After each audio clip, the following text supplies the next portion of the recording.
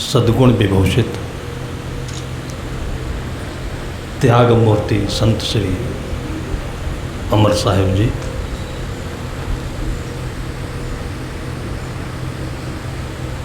मंच पर विराजमान संत समाज, श्रद्धामूर्ति देवियों एवं धर्म प्रेमी बंधुओं,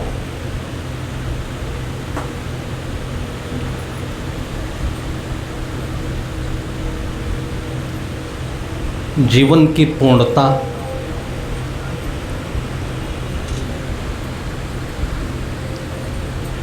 को जीवन में याद दिलाने के लिए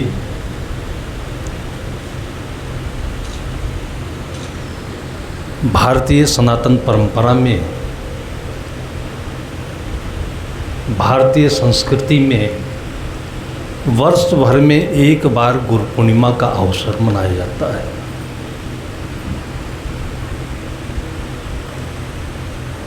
जीवन को जितनी गहराई से भारतीय संत परंपरा ने, ऋषि मुनियों ने, मनीषियों ने देखा और जी भर के जिया,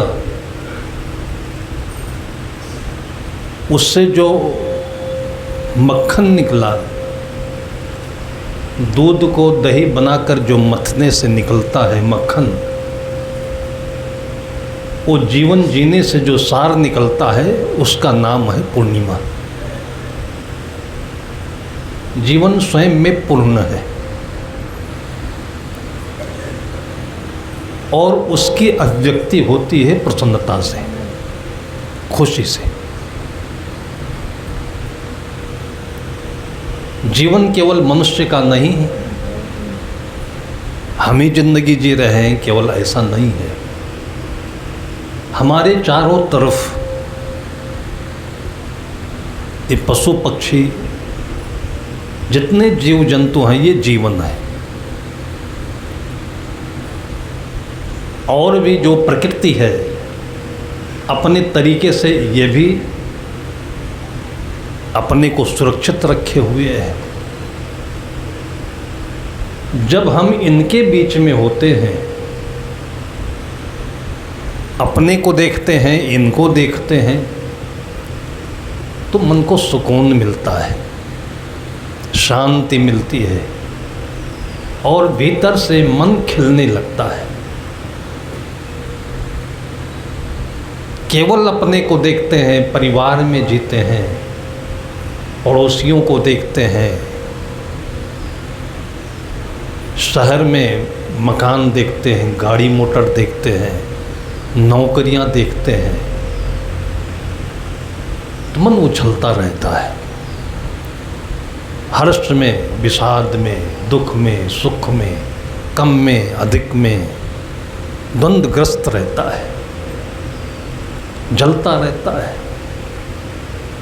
ज़्यादा है तो उछल रहा है, कम है तो गमगीन है। इस संगति का असर है।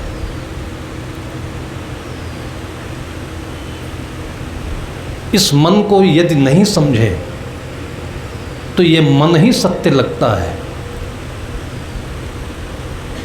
और इस मन को कोई संभालने वाला ना मिले तो चुल्लू भर पानी में डूबकर मर जाता है। ये वातावरण धीरे धीरे बिगड़ता जा रहा है भौतिकता की आड़ में, भौतिकता को देख करके। पहले गरीबी थी तो आत्महत्या की संख्या कम थी, शिक्षा नहीं थी, लोग अनपढ़ होते थे तो खेतों में हंस हंस कर काम करते थे।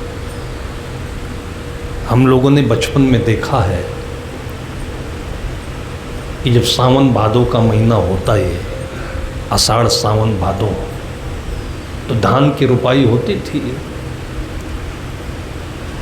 तो खेतों में जब पानी भरता था उसको मथ कर कीचड़ बनाते थे। तो खेत तैयार हो गया है, 2-4 बीघे का प्लाट है, तो गांव में लोग सहयोगी लोगों को बुलाते थे, जिसको लोग मजदूर कहते हैं। वो मजदूर जैसे नहीं दिखते थे। रंग बिरंगे परिधान में महिलाओं को मैंने धान लगाते देखा है। ऐसा लगता है कि कहीं उत्सव में जा रही हैं। गांवों से कतार लगाए निकल रही हैं और खेत में पहुंचती हैं हंसते हंसते। कजरी गीत चलती थी उस समय। कजरी पता नहीं आप लोगों के इस मैनपुरी क्षेत्र में था कि नहीं था। ये हम सुल्तानपुर जिले की बात बता रहे हैं। और एक बार झुकने पर कम से कम 50 मीटर तक धान की पंक्तियां लगाते चली जाती थी। एक फिट गहरे कीचड़ में पांव घुसा होता था। ऊपर से सावन भादों की जो बदली है उसकी रिमझिम बारिश है, बिजली की चमक है, ये संगीत होते थे।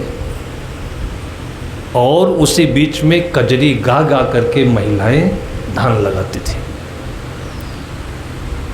तब वो धान की खुशबू, जिसको आप कनक जीर कहते हो, शक्कर चीनी कहते हो, बिसुन पराग है, जो अच्छी क्वालिटी वैरायटी के जो चावल हैं वो घरों में महकते हैं।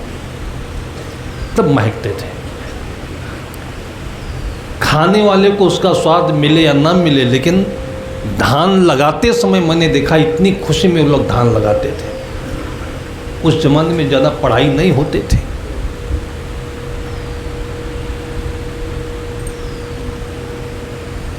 पानी नहीं बरसता था, मानसून नहीं आता था। आधा आषाढ़ बीत गया है और आज तो पंखा नहीं आया, बिजली नहीं आई, चिल्लाने लगते हैं, फ़ोन करने लगते हैं पावर हाउसों पर। तब बिजली गांव में नाम मात्र नहीं होती थी, लाइनें नहीं थी,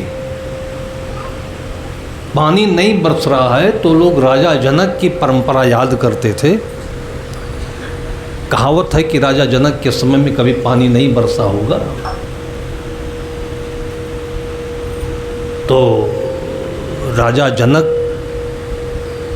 की जो पत्नी थी रानी, वो सोने का हल, अब चूंकि रानी थी इसलिए सोने का हल नहीं तो लकड़ी का हल होता था। खेत में जाकर जब वो हल चलाई हैं तो उसी रात पानी बरसा है। एक मिथक है, कहावत है। तो जब बहुत दिन हो गए, गंगा दशहरा तक पानी नहीं बरसा, जेठ पूर्णिमा आ गई, उसके बाद आषाढ़ भी आधा बीत गया, पानी नहीं बरसा, तो खुशी खुशी अपने मन की व्यथा न दिखाकर अपने मन को मनोरंजित करने के लिए गांव की महिलाएं खेतों में रात में जाती थी, रात के समय में, उजली रात में, और हल चलाती थी कि अब पानी बरसेगा। तब तक पानी बरस ही जाता था। गोस्वामी जी कहते हैं कि तुलसी ये संसार में दुख सुख सबको होए, ज्ञानी काटे ज्ञान से, मूर्ख काटे रोए। पढ़े लिखे शहर में लोग 2 घंटा बिजली नहीं आए तो देखिए कितना रोते हैं, कितना जलते हैं, कितनी शिकायतें करते हैं।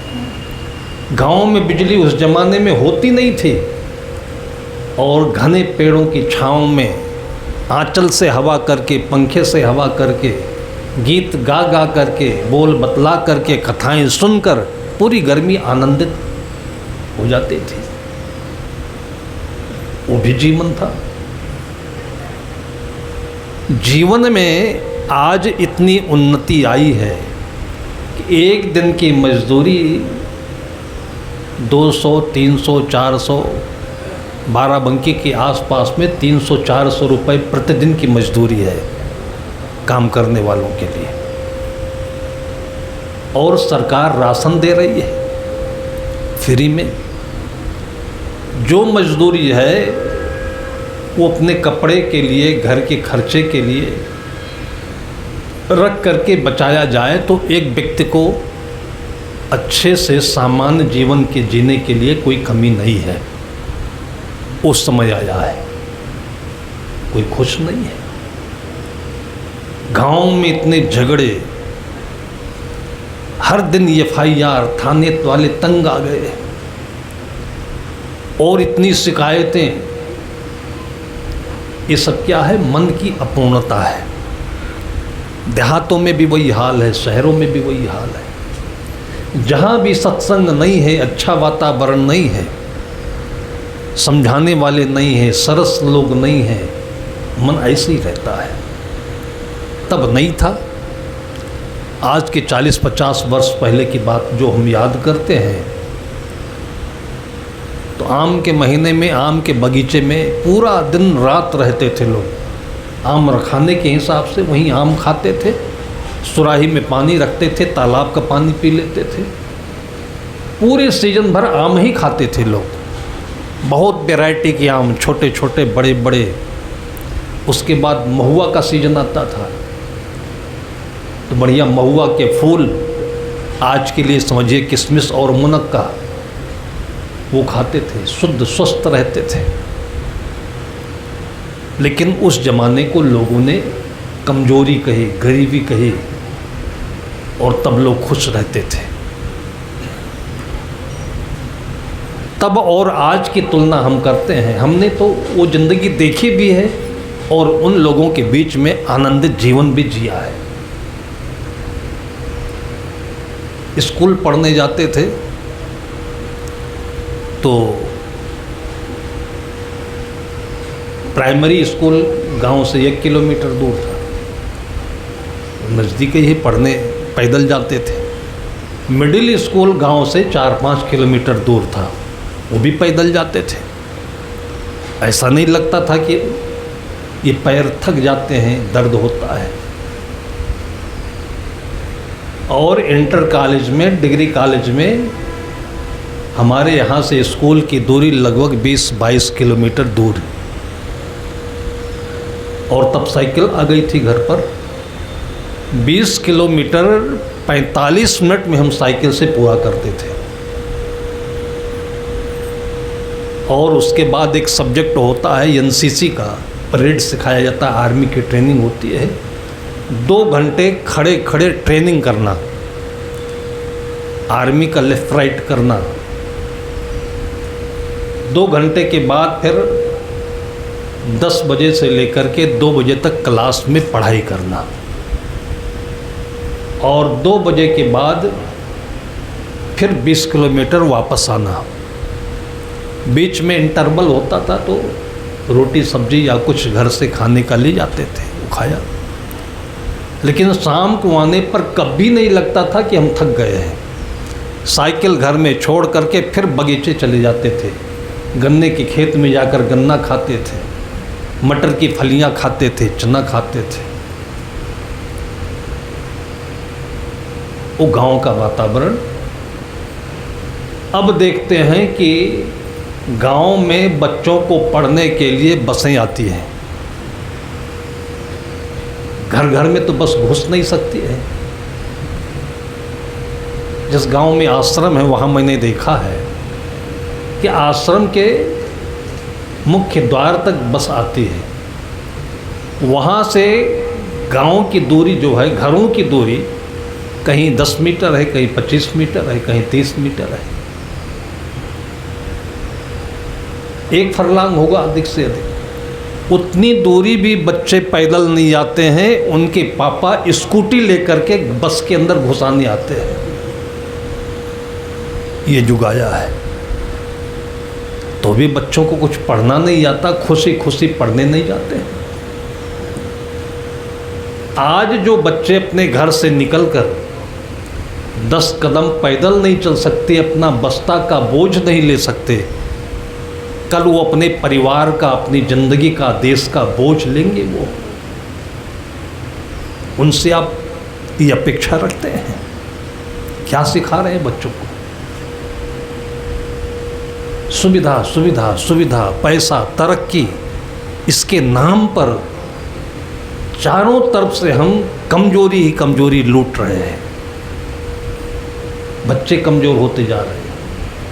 थोड़ी थोड़ी बात पर आप देखते होंगे, टीवी पर समाचार आते होंगे। परीक्षा चल रही थी, कोई एक लड़की 6ठी या 7वीं क्लास की नकल कर रही थी। जो टीचर गाइड करता है, गार्ड होता है, उसने देखा, पास में जाकर केवल इतना बोला कि बेटे ये अच्छा काम नहीं है। इतनी बात उस बच्चे को इतनी लग गई कि 5 मिनट के बाद वो निकल कर गई। लोग समझे कि बाथरूम गई होगी। स्कूल के 3रे मंजिल पर चढ़कर वहीं से कूद गई। छोटे छोटे बच्चे आत्महत्या कर रहे हैं। मोबाइल देने से माँ ने समझाया और मना कर दिया। इकलौता बेटा था, अभी 15 दिन 1 महीने पहले की बात है। और जो सुसाइड लेटर लिखा है बच्चे ने अपने माँ बाप के लिए कि मैं फालतू हूँ, मैं निकम्मा हूँ, ये हूँ वो हूँ, लिख करके, और आप लोगों के लिए हमेशा हमेशा के लिए मैं छुट्टी देता हूँ, ऐसा बोल करके, और घर में पिस्टल रखी थी, पिस्टल उठा करके अपनी खोपड़ी में लगा दिया। माँ बाप को क्या होगा? जिस माध्यम से, सुविधाओं के माध्यम से जहाँ हम जा रहे हैं वो जगह ये है। न बच्चे खुश हैं, न माँ बाप खुश हैं, हरियाली कहीं दिखती नहीं है। गुरु पूर्णिमा के पर्व के लिए हम यहाँ आए। 2 साल पहले यहीं आए थे तो आपके मैनपुरी जिले के जिलाधिकारी महोदय, जो कि सौभाग्य से संत प्रकृति के हैं, अविनाश कृष्ण सिंह, तो कल शाम के समय उनको जानकारी हुई, बहुत खुश हुए। हम लोग गए तो ऑफिस में नहीं मिले। उनके बंगले के पीछे बहुत बड़ी बाग है, बहुत सुंदर हरी भरी बाग।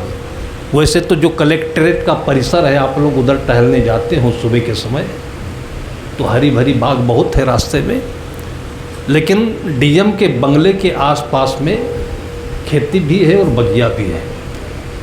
वहीं पास में एक मंदिर बनवाया है उन्होंने, और उसी प्रांगण में शाम को हम लोग 6 बजे गए हैं।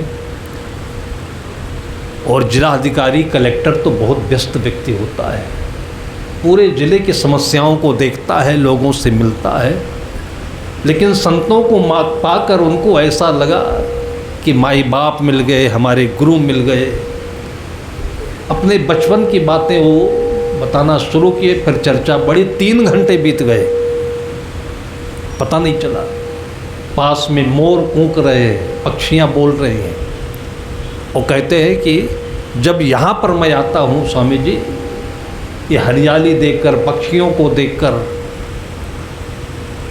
और ये खुला आसमान देखकर दिल भर जाता है। स्वर्ग में आया हूँ ऐसा लगता है। ये पूर्णिमा है, जहाँ कुछ नहीं मिला वहाँ सब कुछ मिल रहा है, ये पूर्णिमा है। और संत गुरुजन मन के इन दोनों वातावरण को, परिस्थितियों को सामने रखते हैं और सावधान करते हैं कि इसमें फंसना नहीं। मन पूरा पूरा नहीं, जहाँ तक करिए पूर्ण, आखिर में रुकना दुखई सब पुरुषार्थ धोर। ई मन चंचल, ई मन चोर, ई मन शुद्ध ठगार, मन मन कहते सुर नर मुर झड़े, मन के लक्ष्य द्वार। ये मन केवल किसी एक के पास नहीं, सबके पास है। और इसी मन के कारण से घर में पति पत्नी के बीच में आए दिन एक दूसरे की हत्या लोग कर रहे हैं। अब ये सब घटनाएं मन के संबोधन के लिए, मन के सुझावों के लिए ठीक भी है, और नहीं तो नकारात्मकता लाती हैं। अब यही मुरादाबाद या आपके आसपास यहीं कहीं ज़िलों में पति पत्नी के बीच में झमेला हुआ। 2 बेटियां थीं, बेटी भी बेटा है, बेटा भी बेटी है। और हमारे आसपास में इस प्रकृति में जो हैं ये सभी हमारे परिवार के हैं, बच्चे हैं। अब यहाँ हम जब आते हैं तो हमें नहीं लगता कि आप लोग हमारे भक्त नहीं हैं, हमें नहीं लगता है कि आप हमारे परिवार के नहीं हैं, हमें नहीं लगता है कि आप कुछ और खाते हो और हम लोग कुछ और खाते हैं और जीते हैं। देखिए कमरा भी नहीं है, सब कुछ खुला है और जो सुविधा आपके यहाँ है उसका आधा अधूरा थोड़ा यहाँ है।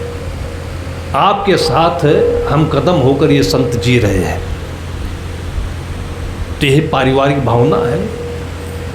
उसको 2 बेटियां थी, बेटे की चाहत में उसका मन भटका और कहीं ओझा के पास गया, तांत्रिक के पास गया, फिर मन और भटक गया। घर में जो उसका पति, करोड़पति आदमी, करोड़पति घर में रह करके 2 बेटियां हैं, उसका सुख नहीं समझ करके, पति का सुख नहीं समझ करके, ये मन कैसा अधूरा है। ये अधूरेपन में कैसा कैसा पाप होता है और सबके मन में हो सकता है। फिर उस तांत्रिक के साथ मिल करके 1-2 साल तक उसका व्यवहार चला होगा और उसके बाद अपने पति के हत्या का उसने षड्यंत्र रचा।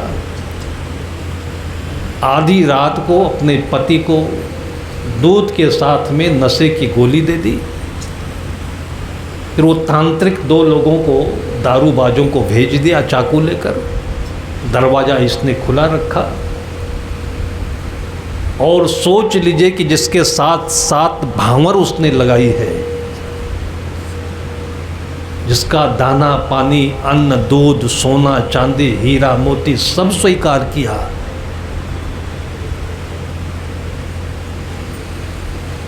कोई जमाना था कहते नमक हरामी नहीं करना, किसी का नमक भर खा लिया है तो उसके साथ हरामीपन नहीं करना, ऐसा कहते थे। और उसने तो इतना सुख लिया, अभी उम्र भी क्या थी, 25-30 साल की। फिर रात्रि के समय में वो दोनों बहसी चाकू से पति पर वार करते रहे और पत्नी मोबाइल से टार्च दिखा दिखा कर बोलती रही कि यहाँ मार, यहाँ मार। ये मन है, ई मन चंचल, ई मन चोर, ई मन शुद्ध, ई मन ठगार। ये मन की अपूर्णता है।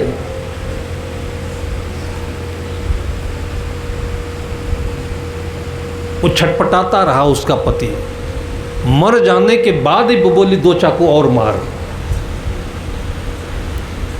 और संजोग से वो बड़ी बेटी 13 साल की थी, वो चौंक के उठ पड़ी, उसने देख लिया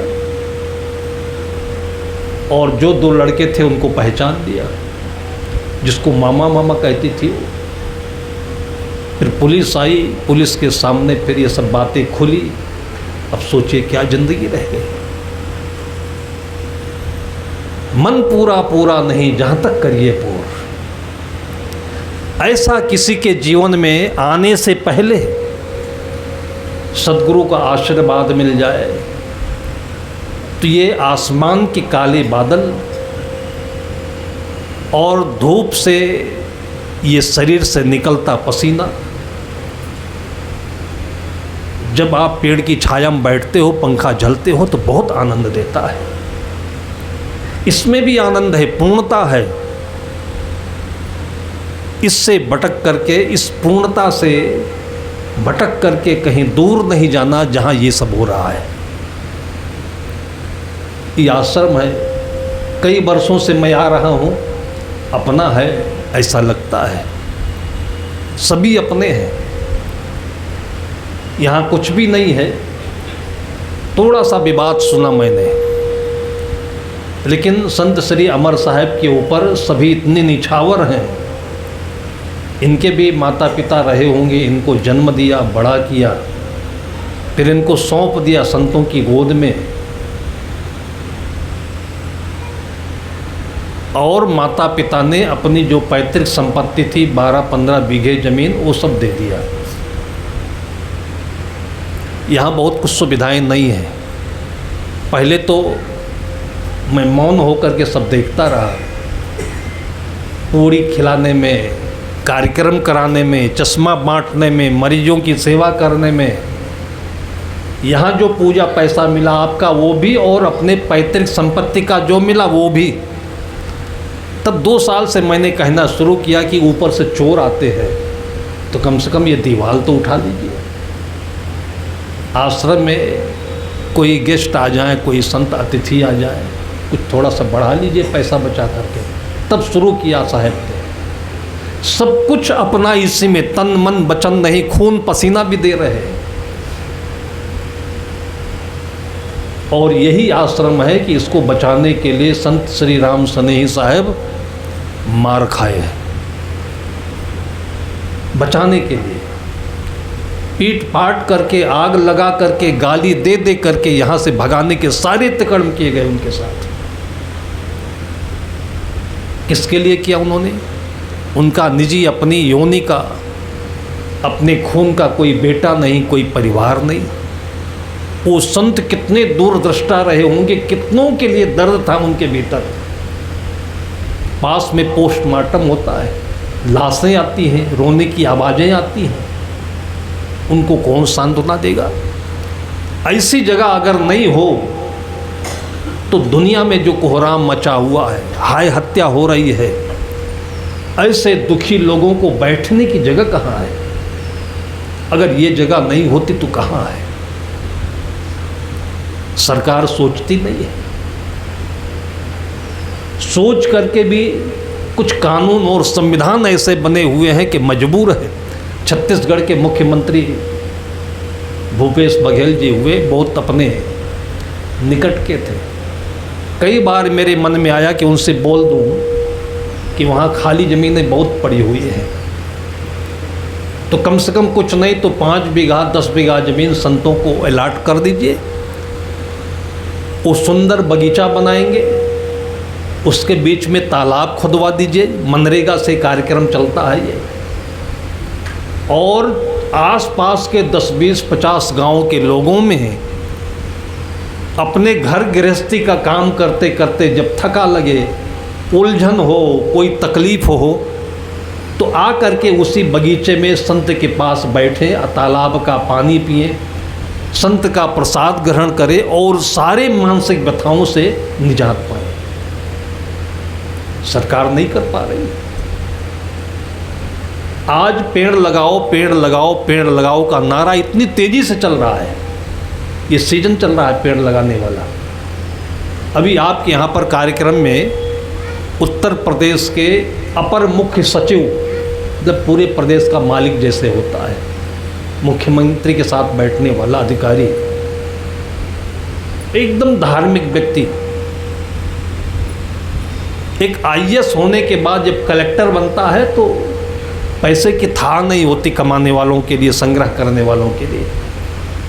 लेकिन ऐसे भी लोग हैं, उनको मैं देखाता हूँ नज़दीक से। वो उनकी धर्मपत्नी, एक बेटी पैदा हुई, उसके बाद कोई संतान नहीं बनाया उन्होंने। संतान से दुनिया भरी हुई है। इनका पालन पोषण करते हुए हमारे जो बच्चे हैं सभी हमारे संतान हैं। और लखनऊ में केवल एक फ्लैट है उनके पास, कोई संग्रह नहीं, कोई पैसा नहीं। वो वहाँ आने के लिए वचन दिए थे। यहाँ से 200-300 किलोमीटर दूर पड़ता है, लेकिन सत्संग से उनको इतना लगाव है, इतना लगाव है कि यहाँ भी आने को तैयार थे। तो कल रास्ते में आते आते उनका फ़ोन आ गया कि मुख्यमंत्री जी ने उनकी ड्यूटी लगा दी बांदा में। मुख्यमंत्री भी जा रहे हैं, उनके साथ उनको 3 दिन रहना है। नहीं आ पाए हो। आते तो आप लोग देखते, एकदम साधारण दुबला पतला शरीर है, सादा भोजन करते हैं दिन में 1 बार। 1 दे पैसा उन्होंने अपने वेतन के अलावा कोई सरकार से लिया नहीं, और नहीं तो कलेक्टर तो वो पोस्ट होती है कि लाखों करोड़ों का आना जाना होता है उनके पास। पूर्ण है अपने आप में वो, एक बेटी है, पूर्ण है अपने आप में वो। घर में रहते समय हमेशा पति पत्नी में सत्संग चलता है उनका, अपनी पति पत्नी में चलता है।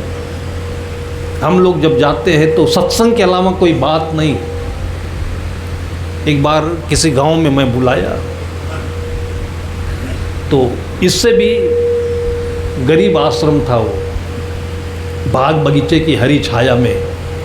इतना आनंदित हुए, जितने अफसर आए थे सब आनंदित हुए। कार्यक्रम हुआ, फिर चलते समय गांव का जो सरपंच था, करोड़पति आदमी, वो अपने घर ले जाने के लिए बहुत हठ किया। मैंने भी थोड़ा धीरे से कह दिया कि साहब चले जाइए इसके। वो सामने खड़ा हो गया गाड़ी के। तो लू साहब ने क्या कहा कि तुम नाक रगड़ डालो 7 जन्म तो तुम्हारे घर नहीं जाऊंगा। हम केवल संत के यहाँ जाते हैं, अमीर के घर नहीं जाते हैं। उन्होंने कहा कि तुम 7 जन्म तक कहते रहो तुम्हारे घर नहीं जाऊंगा, पैसे पर नहीं। सब कुछ होते हुए भी उनको ये समझ मिली परंपरा से, संतों के द्वारा, अच्छी संगत से, कि सुख भीतर में है। ये गुरु पूर्णिमा है। और हमारे वेदों में, उपनिषदों में, धार्मिक ग्रंथों में ये आख्यान भरे पड़े हैं, जिसमें राम सबसे प्रचलित उदाहरण है। सुख साम्राज्य में होता तो फिर राम अयोध्या छोड़कर वहां नहीं जाते। इसलिए राम आज तक जीवित हैं। और वो राम जिन बच्चे के हृदय में बसे होते हैं, उस घर में कभी खून नहीं होता है, कलह नहीं होती, उत्पात नहीं होता है, क्योंकि त्याग है। यहाँ पर कोई व्यवस्था नहीं है। राम स्नेही साहब ने जब इसकी स्थापना कराई है, तो कोई एक माता रही रज्जो देवी नाम की, उनके पास बहुत सारी संपत्ति थी, जैसा कि मुझे लोगों के बताने पर जानने में आया। फिर उन्होंने यहीं पास में 1 बीघा के आसपास में ज़मीन है सड़क के किनारे, इसमें जोड़ दिया कि उसमें कुछ होगा तो चावल है, गेहूं है, ये हमारे नाम से यहाँ संतों को भंडारा में उपयोग में आएगा।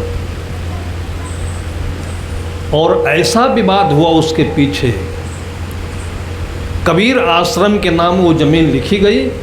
और फिर भी जबकि उनके पास 40 बीघे ज़मीन थी, अभी सुबह 2 भक्त आए थे, उनके भाई और उनके परिवार के लगने वाले हैं, पूरी ज़मीन अपने उन्होंने परिवार वालों को दे दी। केवल 1 बीघे ज़मीन आश्रम के लिए रखी है बस।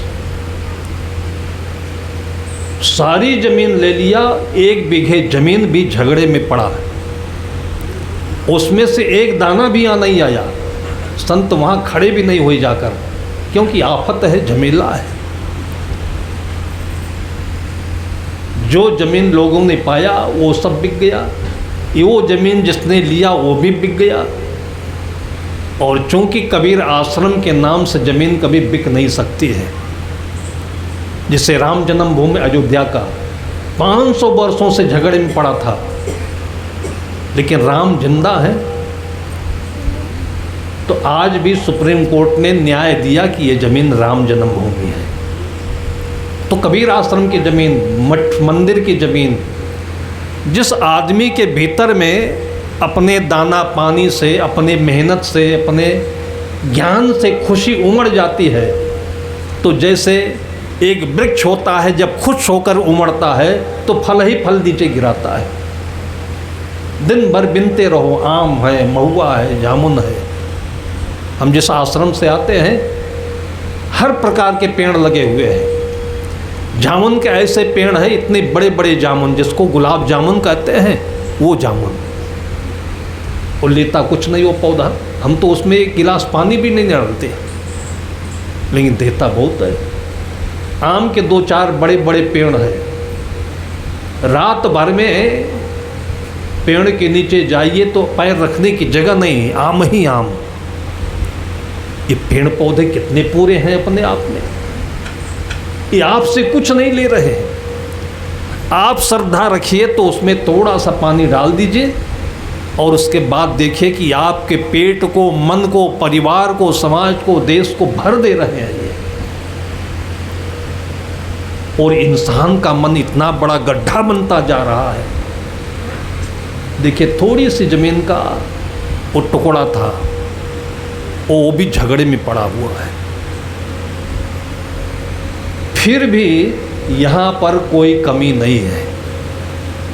मैं देखता हूँ कि हम तो थक जाते हैं, ये साहब थकते भी नहीं हैं। गाही में भी कार्यक्रम करते हैं, और कहाँ नदी के किनारे भी एक कोई मेला लगाते हैं, वहाँ भी कार्यक्रम करते हैं। 2-4 बार यहाँ भी मेला भंडारा होता है, वो भी नहीं होता तो भी ये कार्यक्रम चलता है। वृक्ष कबो नहीं फल बखाए, नदी न संचय नीर, परमारथ के कारणे साधुन धरा शरीर। इसलिए संत कहते हैं, डीएम साहब भी बोले, जब मैं पेड़ पौधों के बीच में आता हूं तब मन खुश होता है। आप धन कमा करके, बड़ी ऊंची नौकरी पा करके कभी खुश नहीं होंगे, पा जाएंगे खुश नहीं होंगे। आपकी इच्छा है, याचना है। लोगों को वहम होता है। हमारे पास एक व्यक्ति आया, उसने कहा आपसे मैं मंत्र लेना चाहता हूँ, भक्त होना चाहता हूँ। मैंने कहा आपको पहचानता नहीं, आप आइए जाइए, जिससे मन जुड़ जाए वही भक्ति है। आपको ये पेड़ का फल अच्छा लगा, आप उस पेड़ के पास जाइए, पानी डाल दीजिए, आपको फल मिलता रहेगा, आपका मन भरेगा, पेट भरेगा, पेड़ हरा भरा रहेगा। यही भक्ति है। संत एक उस वृक्ष के समान है जिसमें हरियाली भी है, फल भी है। वो माना नहीं, वो परंपरा में गले में माला पहना जाता है, तो किसी के मन को निराश करना हमें अच्छा नहीं लगता तो माला पहना दिया, भक्त जैसे हो गया। फिर 2-4 महीने के बाद बोलने लगा कि आपके पास छत्तीसगढ़ के मुख्यमंत्री आते हैं, मेरे 2 बेटे हैं, उनको नौकरी नहीं लग रही तो नौकरी लगवा दीजिए। तब मुझे लगा कि इसलिए ये भक्त होने आया था। फिर हर हफ्ते, हर 15 दिन जब मैं आसन पर जाऊं तब वो आ जाए। इतना तंग कर दिया हमको नौकरी के लिए, और यहाँ तक बोला कि 2-4 लाख रुपए लगे तो भी मैं दे दूंगा। तब मुझने कहा उससे कि मुझे खरीदने आए हो क्या तुमको शर्म नहीं आती है? तुम उस मुख्यमंत्री के माध्यम से मुझे खरीदने आए हो। हमारे पास बड़े अफसर आते हैं, मंत्री आते हैं, नेता आते हैं, और तुम जैसे बहुत गरीब लोग आते हैं। बिना मेहनत की अगर आपको कुछ मिल जाएगा तो पेट भरेगा नहीं, मन खुश नहीं होगा।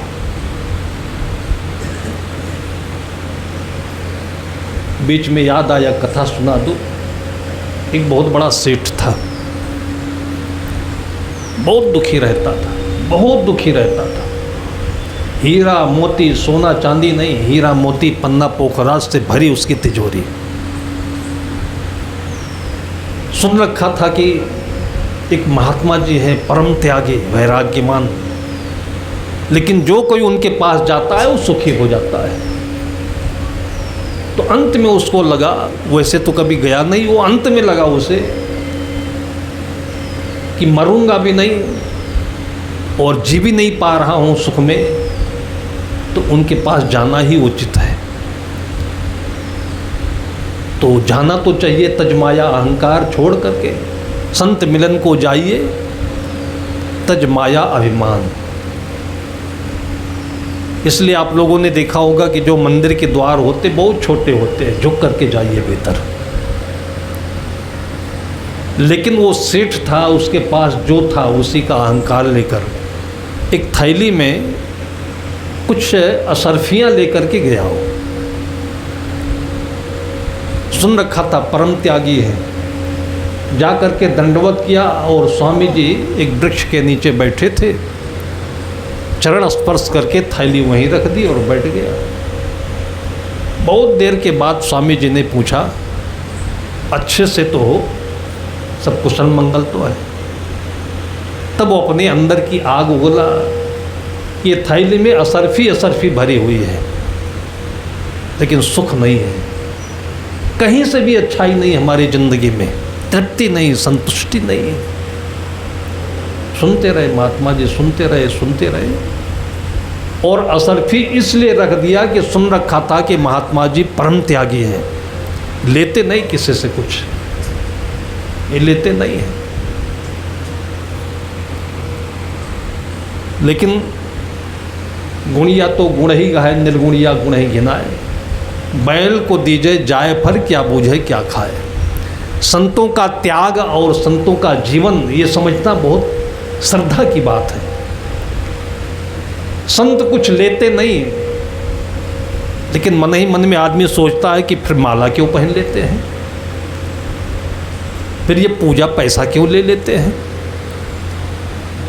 अभी लखनऊ में अप्रैल मई में कार्यक्रम हुआ, रेलवे के बहुत ऊंचे स्तर के अधिकारी जो पूरे भारत को गवर्न करते हैं, लगभग 100 बीघे की बगिया है, उसी के बीच में ऑफिस है, बहुत सुंदर स्वर्ग जैसे वातावरण। 1-2 दिन के लिए हम लोगों का रहना हुआ। पूजा का समय हुआ तो बहुत मोटी माला गुलाब के फूलों की, उनका जन्मदिन भी था, ला करके हमें पहनाए। मैं झट से निकाल कर उनके गले में डाल दिया। फिर लगभग 1-2 घंटे तक, जब तक कार्यक्रम चलता रहा, वो माला पहने पहने घूमते रहे। तो उनकी पत्नी या उनके किसी परिवार के निकट ने बोला कि साहब माला तो निकाल लीजिए। कहा आपको पता है कि ये माला कितनी मेहनत से बना होगा। जिस माली ने ये फूल जगाया है, फूल बनाया है, माला गूंथा है और फिर स्वामी जी के हाथों से मेरे गले में ये पहना, इसको मैं ऐसे छोड़ दूं? मैं इन सब की उपेक्षा नहीं होगी। पहली बार मैंने माला पहनने का जो अर्थ है वो उनके मुख से सुना। हम लोग भी प्राय निकाल देते हैं, लेकिन उन्होंने कहा कि उनका तिरस्कार नहीं होगा। ये इतने लोगों की श्रद्धा का, मेहनत का, पुरुषार्थ का तिरस्कार नहीं है ये, और इससे उनको माला पहनने कोई शौक नहीं। इतने ऊंचे पद पर रहते हैं, माला से उनको लोग ढक देते हैं। संत को पैसा लेने का शौक नहीं है, लेकिन किसी के मन की खुशी बहुगुणित तो होकर के हमेशा उसका साथ देती रहे।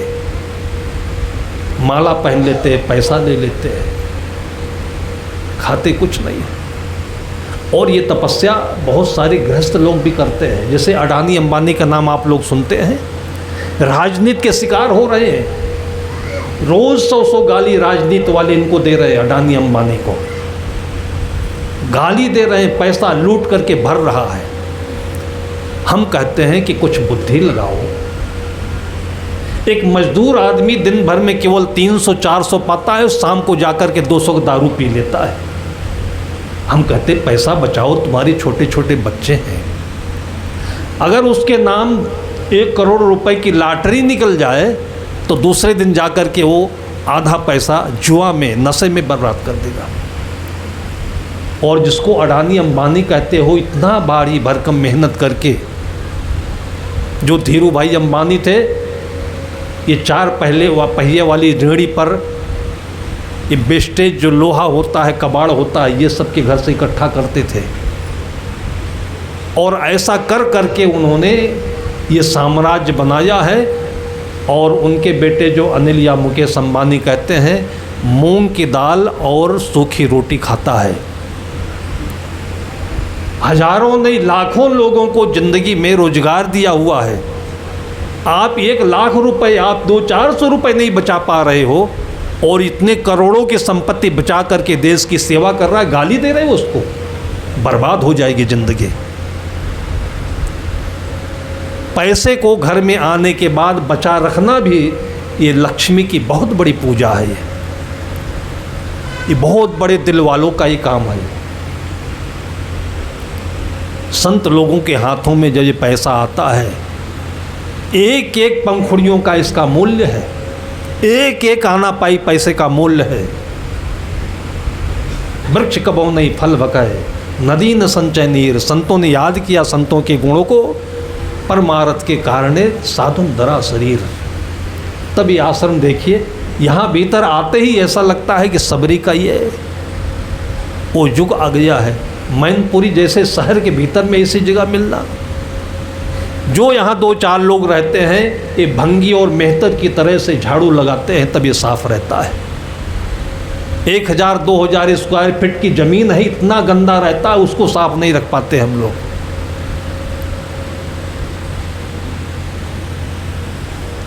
वो जो सेठ था वो सोचा कि ये संत तो परम त्यागी हैं, उनके सामने ले जाकर असरफियों की थैली रख दिया। संत जी को अपने भीतर की जो गुबार है, ये तकलीफ़ वो तकलीफ़, इतना पैसा उतना पैसा, सब सुनाने लगा। और असरफियों की थैली इसलिए रखा था कि लेंगे तो है नहीं, अगर इसको पता होता कि ले लेंगे तो फूल लेकर के जाता वो। अब सुनते सुनते अचानक एक विचित्र घटना घटी कि वो बोल ही रहा था और संत जी और सरफी की थैली उठाए और जोर से भगे। तब तो उसकी हवा निकलने लगी कि हम सोचते थे कि लेंगे नहीं, हमारी ये करोड़ों की असरफी लिए भागे जा रहा है। फिर पीछा किया उसने, फिर गुहार लगाया। किसान खेतों में काम कर रहे थे, दौड़ो दौड़ो, ये संत नहीं ये चोर है, हमारी असरफी की थैली लिए भागे जा रहा है। लोग जानते थे कि संत है ये। गुणिया तो गुण ही कहे, निर्गुणिया गुण ही गिनाए। जो संत को पहचानता है वो पहचानता है।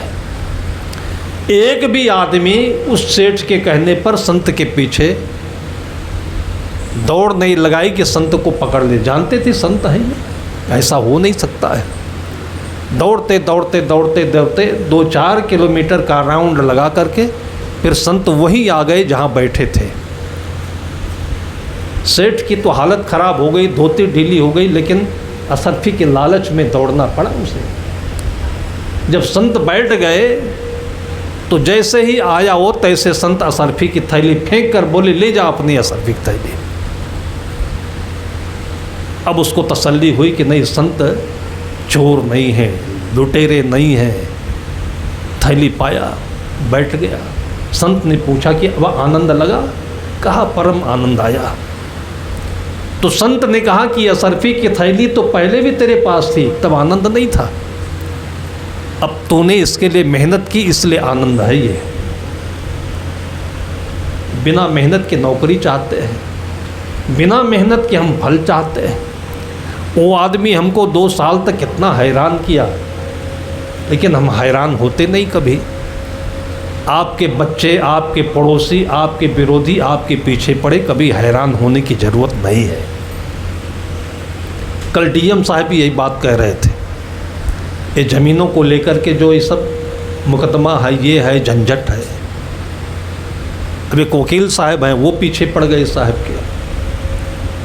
अब सोच लीजिए कि जैसे पृथ्वी के 2 ध्रुव हैं, एक को नॉर्थ पोल कहते हैं, एक साउथ पोल कहते हैं। जैसे दिन और रात ये दोनों समय है।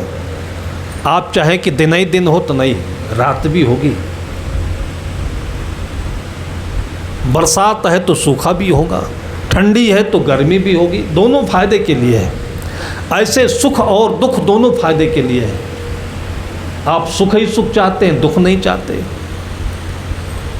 अब आपके मैनपुरी में ऐसे भी एक वकील साहब हैं जिनका यहाँ कोई मतलब नहीं, आना जाना नहीं। पता नहीं उनके मन में क्या हुआ होगा। महंत अमर साहब को कह दिया कि ये कमज़ोर महंत हैं, ये कुछ करते नहीं, यहाँ ये संभाल नहीं पा रहे हैं, इनको हटा करके हमें यहाँ का संचालन दिया जाए। यहाँ का नहीं, वो जो ज़मीन पड़ी हुई है, पहले तो ज़मीन थी, अब वो करोड़ों की ज़मीन हो गई है। ये लालच, ये माया, ये आदमी के मनों को इतना बर्बाद करता है। साहब कहते कि माया है चोहड़ी और चोहड़ों की जोए, बाप पोता रुझाए के संग न काहू होए। मर सब जाएंगे, साथ कुछ नहीं जाएगा, केवल पाप जाएगा। पाप कुछ जाएगा, कुछ बच्चों में छोड़ जाएगा। अब सोच लीजिए कि जो कभी यहाँ पर एक नया पैसा दिया नहीं हो, वो इनको कमज़ोर बता रहा है और इनके ऊपर मुकदमा कर दिया है। अब ये यहाँ पर आप लोगों की सेवा करें, शांति में जीवन जी रहे हैं, तो जब डीएम साहब के सामने बात रखी गई तो कितने अच्छे लहजे में उन्होंने कहा, महाराज जी दिन और रात साथ साथ रहते हैं। कृष्ण और कंस ये दोनों साथ साथ रहते हैं, राम और रावण ये दोनों साथ साथ रहते हैं। जहाँ राम होगा वहाँ रावण भी कोई न कोई पैदा हो जाएगा सताने के लिए। जहाँ देवता होंगे वहाँ दैत्य भी कोई न कोई बन जाएंगे सताने के लिए। वो सताया नहीं है, वो परीक्षा ले रहा है आपकी। डीएम साहब ने कहा कि आपकी परीक्षा हो रही है, आप आनंद से रहें। और ये चीज़ केवल संतों के लिए नहीं, राम के जीवन की बात नहीं, ये आपके घर परिवार की भी बात है। एकदम आनंद से आप धैर्यपूर्वक जीवन यापन करें, एक अच्छा समय फिर आएगा। उस सेठ को जब थैली मिली तब आनंद आया, मेहनत से मिली थैली। वो आदमी 2 साल तक पीछे लगा रहा, नौकरी लगवा दीजिए, फिर पैसे का भी ऑफर किया और उसके बाद फिर 2-3 महीने से फ़ोन आना बंद हो गया। बहुत 13 महीने समझाया कि आपका बेटा पढ़ रहा है और रिश्वतखोरी में, शोषण में, भ्रष्टाचार में उस बच्चे को डुबाइए नहीं, नौकरी लगेगी, समय से देर सवेर हो सकता है। लेकिन उतावलीपन जो है ये हर आदमी के अंदर में, जो मिलने वाली चीज़ है उसके लिए उतावला होना, ये मन की अपूर्णता के कारण से। जब आपने जन्म लिया है तो सब मिलेगा आपको, सुख मिला है तो दुख मिलेगा, और आज दुख है, कोई चीज़ का अभाव है तो वो मिलेगा भी मिलेगा। आप ये पक्का निश्चय करिए और मिल करके फिर छूटेगा भी। ये जन्म मरण की परिभाषा के बीच में ज़िंदगी चलती है। फिर 6 महीने तक उसका फ़ोन नहीं आया। फिर एक बार मैंने ही हाल चाल लेकर के उसको पूछा, तब बोलता है, महाराज जी बड़े बेटे की नौकरी मिल गई, शिक्षक हो गया, छोटे बेटे की नौकरी मिल गई, पोस्ट ऑफिस में हो गया। मतलब जब तक नौकरी नहीं मिली तब तक रोज़ फ़ोन आता था और रुपए का ऑफर आता था हमारे लिए। जब से नौकरी मिल गई तब से फ़ोन आना बंद हो गया और तब से आश्रम पर मुंह भी नहीं दिखाया। वो सुख कैसे मिलेगा?